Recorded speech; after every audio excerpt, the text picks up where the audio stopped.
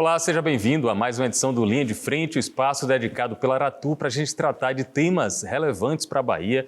Um deles é a política e, sobretudo, a política no interior do estado. Muita coisa está acontecendo, são 417 municípios e a população precisa cada vez mais estar bem informada, bem atualizada sobre questões envolvendo a política no interior da Bahia. Uma das cidades mais importantes da região metropolitana é Candeias e hoje eu tenho o prazer de receber aqui no Linha de Frente a vice-prefeita de Candeias, Marivalda Silva, do PT, que é a nossa convidada. Seja bem-vinda, Marivalda, um prazer conversar com você.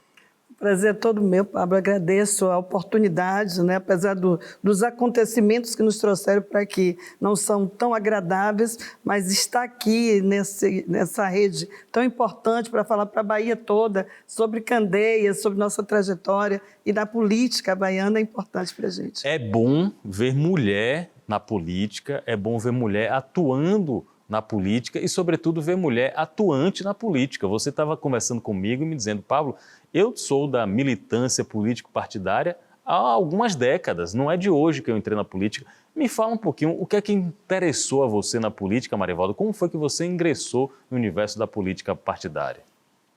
Em maio agora a gente completa 52 anos de vida e desde os 16 anos a gente milita na política, no movimento estudantil. Eu nasci e criada na cidade de Candeias, mas optei em fazer meu ensino médio aqui em Salvador, no Colégio Central da Bahia. E ali, no final da década de 80, houve essa mobilização dos estudantes, dos movimentos estudantis, as juventudes dos partidos, e na época o PT estava se constituindo, e eu comecei também a entender que a partir daquelas lutas ali que são travadas, você deixa muito daquilo que é teoria e parte para a prática para ver, de fato, aquela mudança que a gente tanto prega e precisa para a humanidade, para as relações. E dali para cá, são mais de 36 anos dentro do Partido dos Trabalhadores, vivendo todas essas idas e vindas, altos e baixos. Fui militante à época da primeira eleição de Lula, enquanto presidente em 89,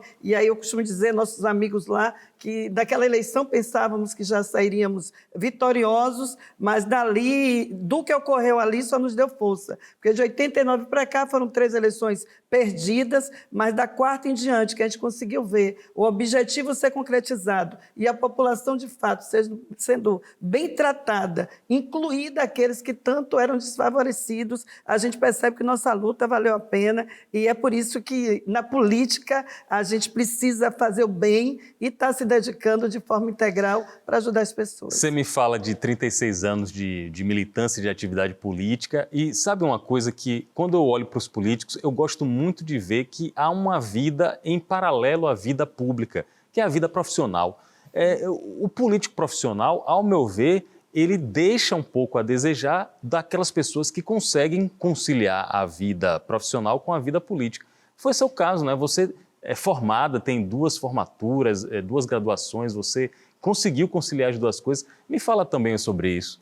É interessante porque todas as minhas 2 formações, tanto como administradora e como advogada, ela nos municia para estar dentro da política. Eu tive a oportunidade de estar estudando direito e estar sendo vereadora. Então, você elaborava as leis no parlamento e aplicava, interpretava ela enquanto operadora do direito. Então, essa formação que a gente acaba também trazendo para a gente, o conhecimento que a gente agrega, nos ajuda muito a fazer na política aquilo que as pessoas precisam. Porque você está se capacitando, você está conhecendo mais, você está buscando forma de atender melhor a população, ela vem muito desse conhecimento que a gente busca agregar. Então, eu consegui, graças a Deus, e continuo estudando. Hoje eu já estou na minha 3ª graduação, estou fazendo economia, fiz 2 pós, porque o pensamento da gente é que, independente da questão, acho que pessoas conseguem, sim, administrar com o corpo técnico, ter pessoas lá que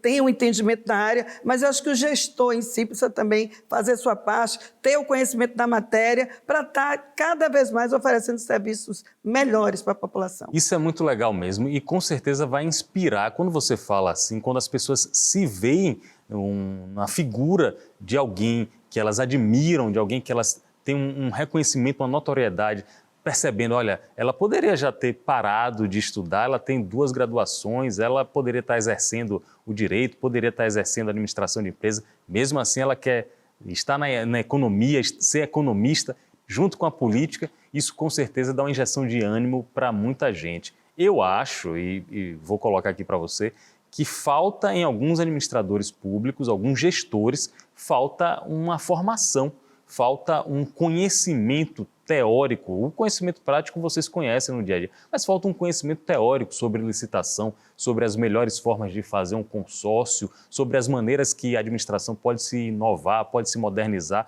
E eu acredito que, caso você em algum momento chegue a chefe do executivo, você vai ter muita bala na agulha, muita matéria-prima para colocar em prática. É isso mesmo, Marivalda? Isso mesmo. Eu acho que a gente vem, ao longo do tempo, percebendo. Quando a gente fala de quase 3 décadas numa militância política, observando, protagonizando, ou então até participando do processo, até nos bastidores, a gente percebe que essa necessidade de conhecer o que você fala, do que você está fazendo, é essencial. Os resultados ele ocorrem com mais brevidade. Esse planejamento, essa otimização dos recursos. Não adianta você dizer, chegar no palanque ou chegar para as pessoas, falar de algo que você não vai ter condições de fazer. É importante ser verdadeiro e ter clareza daquilo que, de fato, a população precisa. E aí a gente traz de berço, né? Venho de família humilde, a gente sabe da dificuldade que passa. Trago também do meu histórico político, dos meus companheiros, de todos que já estiveram à frente. Hoje a gente tem um exemplo tão importante do nosso governador Jerônimo Rodrigues, de tantos outros que vêm de lá do campo, vêm da roça, o próprio presidente Lula. Tive pessoas que passaram por dificuldades na vida, mas que hoje, por entender isso, conseguem fazer políticas públicas para alcançar essas pessoas que nada tiveram. Então, acho que a gente agregando conhecimento, a nossa prática, a nossa vivência e ouvindo a população, a gente consegue ir longe. 52 anos, advogada de formação, administradora de empresa de formação, ex-vereadora e atualmente vice-prefeita da cidade de Candeias. Eu estou conversando com Marivalda Silva e ela está falando sobre as questões envolvendo esse importante município. Antes da gente falar detalhadamente sobre a gestão pública, a administração atual, eu quero saber de você se é difícil, nesses 36 anos, fazer política numa cidade como Candeias. Me parece que as coisas são muito concorridas por lá. Nossa cidade vai completar agora 66 anos, né? Tem 65, e é uma cidade que está bem próxima aqui da capital, né? Candeias é 40 quilômetros. Eu costumo dizer que Candeias tem cidades dentro de uma cidade. Está naquela microrregião ali, a gente chama do quadrilátero do petróleo, né? Que está lá, São Francisco, Madre Deus, Candeias, São Sebastião, e a gente está nesse centro. Então, é uma cidade que, pela sua geografia, pela sua localização, tem um potencial de crescimento muito grande, tem do histórico lá do período colonial, e aí não vou perder essa oportunidade de dizer que foi de lá que saiu o melhor petróleo, de fato, extraído do solo, foi o de Candeias. Teve o de Lobato, que foi o primeiro, mas não se viu para comercialização, mas o da cidade de Candeias se viu, e hoje a gente é essa potência por conta da nossa terra também. Pela história, quando jorrou o petróleo lá de Candeias, aí o pessoal viu que era viável, porque antes, não, isso não vai dar nada, vai sair sal no meio, vai sair água no meio. Quando saiu o petróleo lá de Candeias, a Petrobras, que ainda nem era Petrobras, os engenheiros, os técnicos disseram, vamos aqui que vai dar certo. Exatamente. Não foi isso? Foi do solo lá de Candeias que surgiu essa potência hoje, como você bem falou, e de lá também brotou a melhor cana-de-açúcar do período colonial. Essa eu não sabia. Tá nos livros de história, aí que mando saudar os nossos historiadores, nosso professor Jair Cardoso lá tem alguns livros que nos contam isso, saiu de lá a melhor cana-de-açúcar, de lá brota a Água dos Milagres. Candeias hoje é uma cidade que tem um turismo religioso muito forte, inclusive está sendo tombado agora os festejos de Nossa Senhora das Candeias, água milagrosa, pessoas do mundo todo vão para Candeias. Temos uma área de orla, temos um porto, o Porto de Aratu é de Candeias, temos ali Caboto, que é uma área que todo mundo visita, artistas, pessoas de outras localidades, famosos, vão para lá, também Caboto, Passé. Temos uma imensa área, também uma faixa de área para agropecuária, de pecuária e um comércio, além da área industrial, que temos lá, a refinaria não fica dentro de Candeias, mas algumas unidades cidades suas estão ali construídas, temos polo de fertilizante, de transporte, de indústrias químicas, base de combustível. Então, é uma cidade que, de fato, ela pulsa. E a gente vê os desafios ali colocados a cada dia, porque, como as pessoas comentam, ali está as indústrias, mas não está o emprego para a nossa gente. Hoje é o nosso desafio gerar emprego para as pessoas de Candeias, dar qualidade de vida e, principalmente, lançar Candeias, né, nesse cenário regional como uma potência, dentro de tudo aquilo que ela tem de modais de desenvolvimento, de força do seu povo, de toda a potencialidade. Será um desafio para a gente, de fato, mas a gente está aqui para encarar isso e dar resultado. Dá para perceber que a mulher de atitude, a mulher de personalidade forte, e assim na administração as coisas andam muito quando a pessoa tem interesse, tem conhecimento e tem pulso firme para poder colocar suas decisões em prática. Por tudo que você falou, dá para perceber que Candeias se torna uma potência econômica com uma grande amplitude de segmentos econômicos que podem ser explorados. Como é que está em termos de arrecadação? Estadualmente, Candeias tem uma posição de destaque? Candeias, sim, até por conta dos incrementos, né? O governo do Estado vem estimulando, incentivando também na nossa cidade. Agora mesmo estou indo para uma atividade, daqui a alguns minutos, onde a gente conseguiu trazer mais 2 novas empresas para a cidade de Candeias por conta dos incentivos fiscais que estão sendo dados, mas a gente sabe que esse parque industrial nosso, essa necessidade que se tem da nossa região estar se desenvolvendo, está atraindo alguns investimentos, novas empresas, e a cidade está caminhando no ritmo de estabilidade. Durante esse período de gestão foi feito um serviço forte de austeridade fiscal, né? Tanto do ponto de vista tributária, como de imobiliário, de arrecadação. A gente vê isso acontecer e hoje nós somos a 9ª economia da Bahia. Candeias está como a 9ª economia da Bahia, apesar de não traduzir isso nos seus indicadores sociais. Isso que me chama a atenção, porque é a 9ª economia da Bahia e tem pelo menos umas 20 cidades com maior população do que Candeias, com menos arrecadação, economia menor e que conseguem os indicadores sociais, econômicos, os indicadores até de emprego, conseguem estar melhor do que Candeias.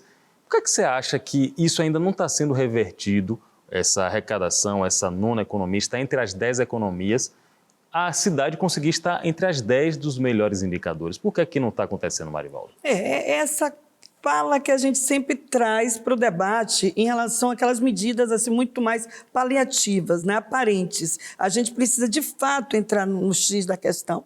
É necessário. A gente fala muito da geração de emprego, mas a gente ainda não consegue dar um nível de educação. A qualidade da nossa educação ainda não faz com que nossos jovens consigam já se sentir incluídos no mercado de trabalho quando terminar esse curso. Não tem esse amparo, essa mão amiga que leve até lá. Do ponto de vista da saúde também, apesar da cidade ter um prefeito que é médico, a gente sofre com pessoas ainda nas filas, aguardando algum tipo de procedimentos, de cirurgias que a gente poderia já ter dentro da cidade.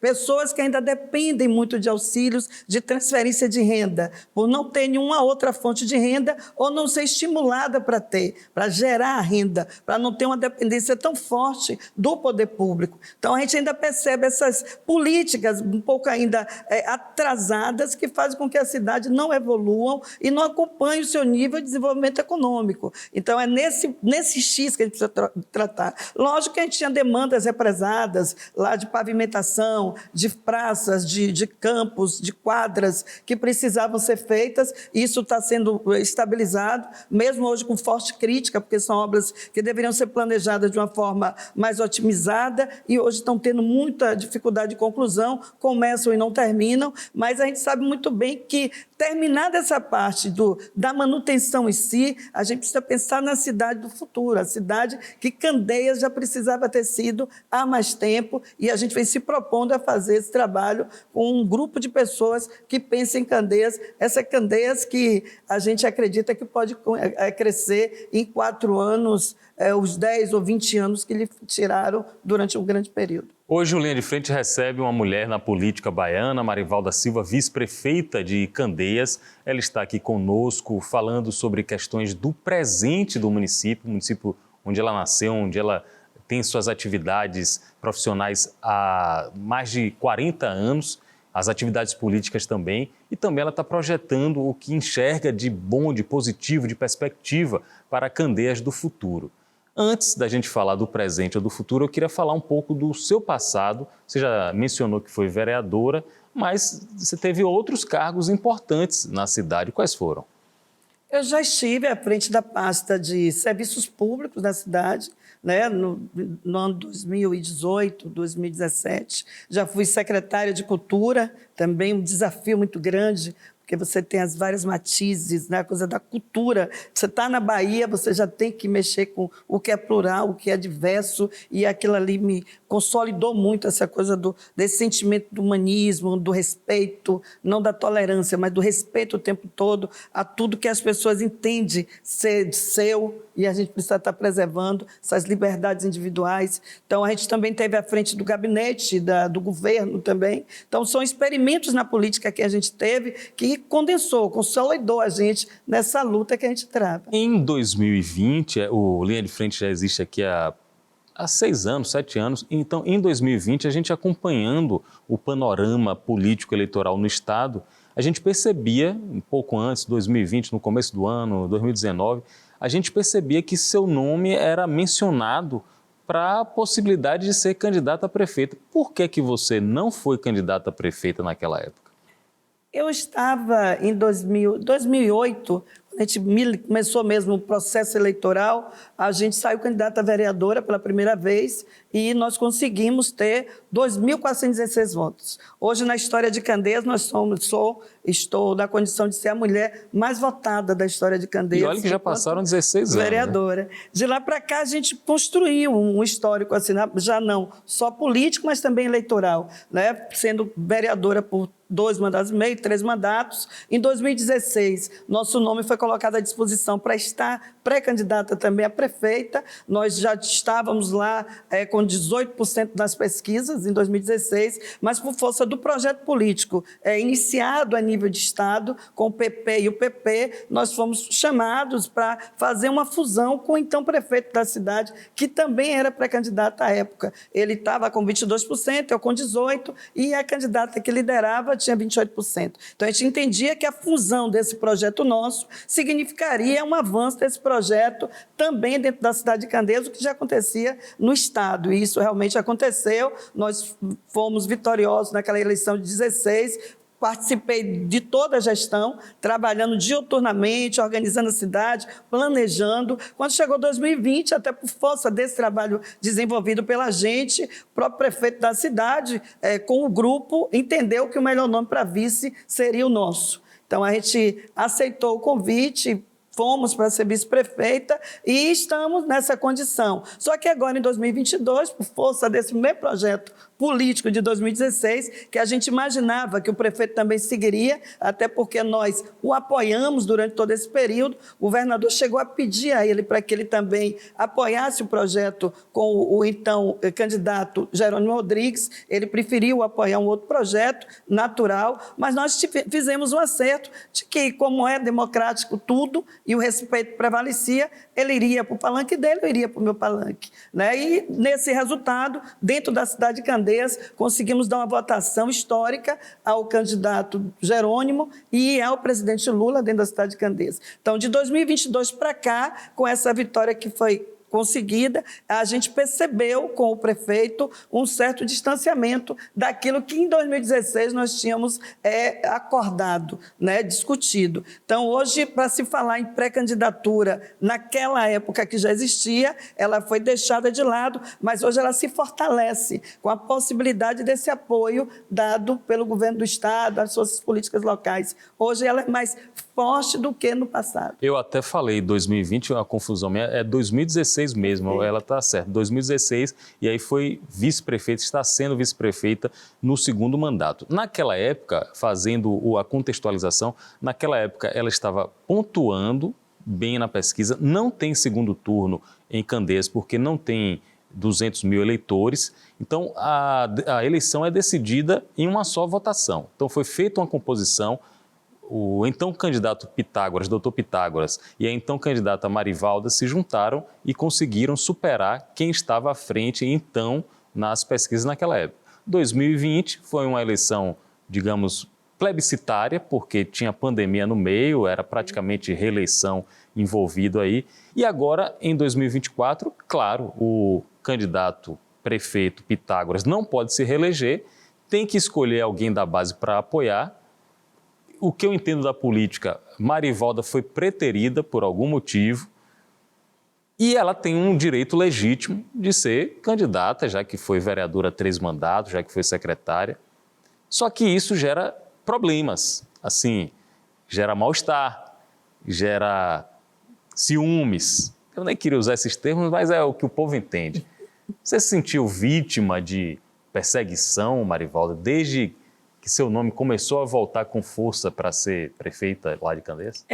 A gente fica triste, né? Até por conta dos recentes fatos, nós sempre fomos muito leais. Então, você tem depoimentos diversos do próprio prefeito elogiando essa característica nossa, esse perfil, a forma da gente fazer política, com muita seriedade, com muito respeito. Então, ao longo desse tempo, a gente vem trilhando um caminho que poderia não ser o objetivo primeiro de estar numa disputa em 2024. Poderia não ter sido esse. Mas o fato da gente estar construindo um caminhar e ele não ir para a sucessão, naturalmente as pessoas indicavam o nosso nome. Até pelo perfil, muito popular, indo para as ruas, nas dificuldades que o prefeito tinha, a gente atendia, conversava, então havia um certo consenso, uma unidade, uma construção entre a gente. Então parecia muito, tanto que a chapa em 2020, o nome da chapa era Trabalho Dobrado, porque eu já vinha com a nossa história se agregando à história de uma gestão que também já vinha fazendo um bom trabalho. Então, a gente dobrou esse sentimento para a população e nas ruas as pessoas perceberam isso. Quando chega agora em 2024, né, de uma forma, eu achei truculenta, muito ruim para uma relação que foi muito verdadeira durante um período grande, eu achei que não deveria ter se dado da forma, mas é um direito do prefeito escolher um outro nome. O que não é direito dele e de ninguém é de tirar da gente também o direito de estar colocando nosso nome à disposição e também não fazer o que ele está querendo fazer hoje. Perseguir as pessoas que nos apoiam, tirar as pessoas, né, do seio, né, inclusive familiar, fazer intrigas, inimizades por conta da relação política. Hoje, na cidade de Candeias, infelizmente, você vê situações ocorrerem por conta dessa onda de ódio, né, de perseguição, de vingança, e isso está deixando a gente muito preocupado. E é o que eu não gostaria que estivesse acontecendo. Inclusive, no dia de hoje, eu queria muito tratar sobre esse tema também. Vamos tratar. O que eu recebi de informação no ano passado era: Pablo, está acontecendo uma situação incomum em Candeias, a vice-prefeita está despachando na praça. A vice-prefeita, às vezes, está em pé ali no corredor, vem um cidadão, vem um contribuinte querendo tirar uma dúvida, e ela ali mesmo, sem caneta, sem lugar para apoiar, faz um bilhete, faz um... Por que a senhora estava despachando na praça? Foi populismo ou não tinha lugar de trabalhar? O que foi que houve?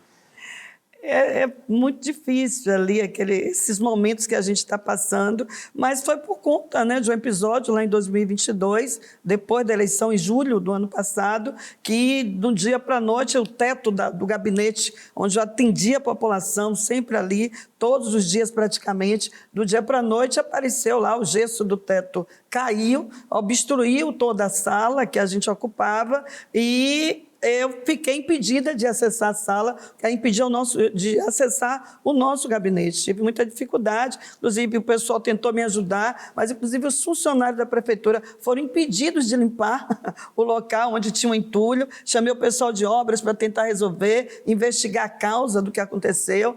Disseram que foi a chuva, mas todos sabiam que não era. E foi só no gabinete. Só no gabinete. E depois a gente ficou sabendo que, de fato, foi um ato deliberado. Alguém entrou à noite, mexeu no teto, derrubou o teto para inviabilizar o meu acesso à prefeitura. Foi uma sabotagem na avaliação? Foi, sim, não? Fizeram uma sabotagem, tentaram boicotar. Infelizmente, utilizaram servidores públicos para fazer isso, o que me impediu, apesar de ser advogado, eu sei que a gente precisa estar prestando queixa, fazer um boletim de ocorrência, mas confesso que o que me impediu de fazer isso foi o fato de que, se eu fizesse, quem seria punido ou apenado seriam servidores que foram obrigados a fazer isso. Hoje, muitos deles chegam a mim e confessam que foi mandado fazer isso lá no nosso local. Inclusive, há pouco recebi uma informação de uma pessoa que quer gravar um depoimento falando sobre isso. denúncia grave. Uma Isso. denúncia grave, ruim para a política, porque tem pessoas que já não gostam da política. Quando vê situação como essa, envolvendo uma mãe de família, né? Uma pessoa da cidade que está ali tentando trazer para as pessoas benefícios, atender, ser dessa forma tão covarde e agredida, as pessoas acabam vendo e não querendo estar na política de forma efetiva. A senhora tem razão. É uma análise que merece ser feita até pelos outros políticos, porventura rivais, adversários, que isso prejudica a imagem geral do segmento da política, que já é tão desgastada por uma série de motivos. Às vezes tem até motivo para ser desgastado, mas quando é um motivo artificial, digamos, como esse, gera uma preocupação. Mas isso foi em meados do ano passado, em junho, julho, lá de 2023. Não foi muito tempo não, Marivalda, para consertar Ô, gente, você tem gesso em casa. O gesseiro conserta em 10 dias, em 15 dias. Não foi muito tempo não para essa obra? Muito tempo, e engraçado é que quando a gente chegava lá para ver, estava lá a plaquinha, Defesa Civil interditada. A gente olhava, aí passou 2 meses, 3 meses, um entulho no mesmo local. Nem o lixo que estava lá, eles se deram o trabalho de tirar. Então, foi algo de fato orquestrado, e a gente aguardando, atendendo as pessoas. Não deixamos de estar nas ruas, conversando, dialogando, buscando com o governo federal. Fui a Brasília, inclusive, buscar alguns recursos para a cidade. Então, de lá para cá, a gente esperava que isso tivesse sido feito. Ingressamos com a ação judicial, inclusive pedindo o retorno de funcionários nossos que foram exonerados, porque não foi apenas retirar, derrubar o teto. Tomaram o carro que estava à nossa disposição, inventaram a manutenção e tiraram o carro do nosso controle, né? Fiquei sem carro. Os funcionários, né? 2, 3 funcionários que faziam o trabalho ali junto com a gente foram demitidos, pais e mães de família, tiveram nem direito a receber o salário do mês, né? Tiveram seus salários cortados. Tive que ingressar com a ação, e nessa ação eles disseram que estavam resolvendo o problema e era provisório e queria me deslocar para um outro local enquanto resolveria. Até hoje eu espero esse local, estou num espaço muito insalubre, atendendo as pessoas com muita dificuldade. E no dia de ontem eu soube que a sala já estava sendo disponibilizada, o gabinete. Fui até a prefeitura no dia de ontem e, para minha surpresa, de fato, a sala não só já está toda reestruturada, mas como também estava sendo já ocupada pela primeira-dama da cidade e pelo candidato dela, que estava também lá na prefeitura, no espaço que era, pelo menos, não é da vice-prefeita, mas é da prefeitura, disponibilizado para a estrutura da vice-prefeita da cidade. É muito estranho isso. A vice-prefeita que foi eleita, né, o nome dela estava na urna, o nome da vice-prefeita está na urna, junto com o nome do prefeito. Foi eleita. Claro que a população tem uma expectativa de que a vice-prefeita, no mínimo, tenha um gabinete para trabalhar. A vice-prefeita é desalojada, quer voltar a trabalhar no local onde ela conhecia, onde ela estava acostumada, e encontra a primeira-dama, que, ao meu ver, não foi eleita, tem o mérito de ser mulher do prefeito, mas não foi eleita, com outra pessoa lá ocupando. E aí aconteceu aquela cena, aquele vídeo que chamou a atenção de todos. Em resumo, o que foi que aconteceu ali? A senhora quis entrar para trabalhar e não pôde, foi isso? Eu quis entender o que estava ocorrendo ali de fato. Porque até então o conhecimento que nós tínhamos é que aquilo ali ainda estava interditado. Quando a gente chega, a gente vê toda uma estrutura já montada, já toda estruturada para atender a essas duas pessoas das secretarias que estavam lá. Eu cheguei, vi surpresa, logicamente filmei toda aquela situação, tentei entender até para falar para o público que vem acompanhando, as pessoas sempre me cobram, e de repente a primeira-dama da cidade, ela chegou e ficou na porta, me filmando também, impedindo meu acesso ao local, e começou aquela coisa, aquele acalorado, né? Aquele debate um pouco acalorado, ela fazendo chacota, ironizando a minha situação, humilhando, né? Buscando me humilhar dentro daquele processo, e as pessoas sabem do que eu estou falando, até pelo perfil que, infelizmente, ela se propõe a ter.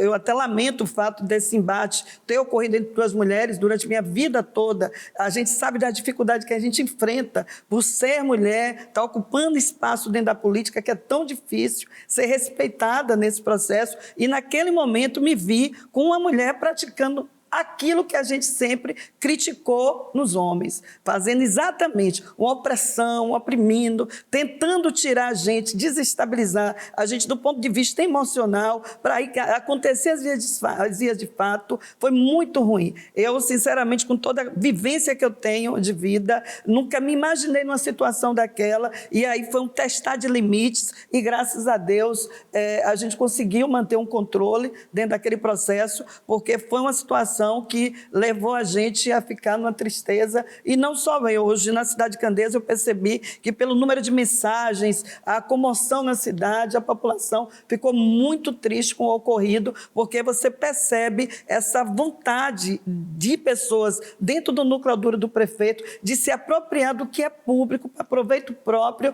e ainda perseguir, humilhar e fazer com que a cidade tenha um controle a depender da sua vontade. Agora, quais os próximos passos? Aí eu pergunto para a advogada também, não só para a vice-prefeita. A senhora pensa em entrar com algum recurso para conseguir, ao menos, um local decente para poder trabalhar, para poder despachar como vice-prefeita? Já há uma ação em trânsito, a gente está aguardando o resultado dela. Eu acredito que em breve já deve estar, o Ministério Público já se posicionou. Mas, assim, independente das questões de estrutura, o que a gente hoje dialoga com a população é essa forma de gestar a cidade, né? Esse controle que as pessoas querem ter, sem deixar com que outros, né, também participem, ou que aqueles que de fato construíram toda essa gestão e esse projeto tenham respeito, sejam respeitados. O que a gente está falando são de valores, de pessoas, de dignidade, né, de responsabilidade. Então, é esse questionamento hoje que eu faço. Em relação até a estrutura, eu confesso que da forma que foi trabalhado a questão, eu não me sinto nem mais à vontade de estar dentro desse espaço, por receio, logicamente, de até contra a minha vida, algo parecido, mas receio também de as pessoas que estão comigo trabalhando serem de alguma forma também ofendidas. Então, eu prefiro não mais estar lá. Acredito, vou esperar a decisão judicial, mas eu quero dizer ao povo de Candeias, eu vou continuar fazendo nosso trabalho, de cabeça erguida, conversando, dialogando, independente de período eleitoral, porque a gente não pode deixar que pessoas que pensam que o que é público precisa ser seu a partir do momento que exercem determinado cargo, a gente não pode aceitar na política. Então, quando a senhora fala isso, estou conversando com Marivalda Silva, vice-prefeita de Candeias, nossa convidada aqui no Linha de Frente. Quando a senhora fala isso, então, eu entendo que a senhora está rompida com o grupo político do prefeito e que é pré-candidata à prefeitura de Candeias na eleição de outubro, é isso? Eu estou... Na verdade, o que aconteceu foi um rompimento unilateral. Quem ocasionou todo esse rompimento, e aí é o que eu coloco de forma bem desleal, foi o próprio prefeito. Porque a partir do momento que começou a fazer derrubar teto, tirar carro, fazer isso e aquilo, não buscou ter o diálogo, porque é um direito de ter outros candidatos, não tem problema nenhum. Mas fazer da forma que ocorreu, ele quis romper, ele quis tirar a gente da prefeitura. Se vimos a ele a partir do momento que em 2016 tiramos nosso nome para apoiá-lo. Se vimos a ele a partir do momento que fomos dirigente, secretário, ajudando. Se vimos em 2020 para estar vice-prefeita. A partir de 2024, quando ele pensa em ter uma pessoa que possa controlar, que ele possa ter a responsabilidade sobre a pessoa, ele tira a gente do processo, expulsa a gente da prefeitura da forma mais ardilosa possível. Então, a gente percebe que não há mais como ter um relacionamento político com essa pessoa. Não há como a gente falar de projetos unificados nesse momento. Então, eu estou me colocando à disposição da população de Candeias para fazer essa avaliação, porque durante esses 8 anos, aí fora todos os outros que eu tenho de militância política, a gente vem apresentando para a sociedade um projeto, ações, vontade de fazer diferente na cidade. Então, o nome vai estar à disposição, mas alinhado a um projeto que eu sempre defendi. Eu costumo dizer às pessoas que eu não estou saindo do lado onde eu sempre estive. Quem se deslocou foi ele. Eu estou do lado que eu sempre tive, foi do lado do povo, é por isso que eu falo, eu tenho 36 anos dentro de um só partido.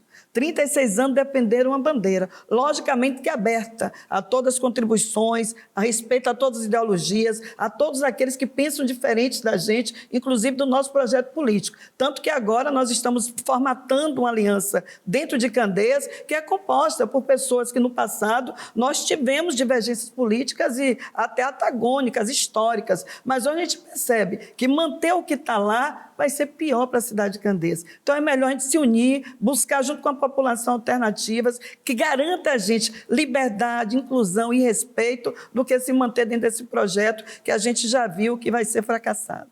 Marivalda Silva, do Partido dos Trabalhadores, vice-prefeita de Candeias, foi nossa convidada de hoje aqui no Linha de Frente, uma conversa honesta, uma conversa direta, uma conversa legítima de uma mulher que enfrenta os dissabores da política, porque às vezes tem muito. Obrigado pela presença da senhora e pode utilizar a Câmara para mandar um recado para a população de Candeias, que a senhora quiser. Eu que agradeço, Pablo, gostei muito, né, do espaço, da oportunidade, da forma franca e séria, o conteúdo das suas perguntas faz nos pensar e é importante a gente estar aqui falando para a população de Candeias, quanto mulher a gente preserva isso, esse espaço que a gente precisa estar conquistando, falando dessa solidariedade que precisa existir de fato, esse respeito que precisa ter entre nós, mulheres. Às vezes cobramos, né, do sexo oposto, mas a gente precisa também fazer a nossa parte e buscar nos irmanar com respeito, com dignidade, fazer o bem pela população. E o povo de Candeias que me conhece sabe muito bem, né, dos meus propósitos, da minha proposta. Sou nascida e criada naquela cidade, sabe do amor que eu tenho por Candeias, que independente de estar prefeito ou não, estarei sempre trabalhando pela nossa gente, pela nossa população. Obrigado pela participação, boa sorte, bom trabalho e a todos vocês, obrigado também pela companhia, pela audiência e até um próximo encontro no Linha de Frente da Aratu.